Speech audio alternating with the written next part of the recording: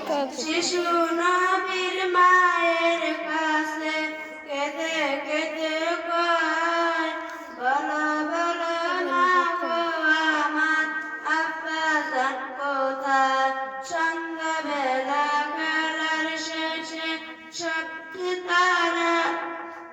সন্ধ্যাবেলা খেলার শেষে সব ছেলেরা পিতা এসে আমার পিতার কোলে উঠে আমার মন চায় দাদির বাড়ি যখন ছিলাম পিতাকে না দেখতে পেতাম। বাড়িতে আসিয়া তখন দেখি আমার মুখ, বলো বলো মা গো আমার আব্বা যান কোথায়?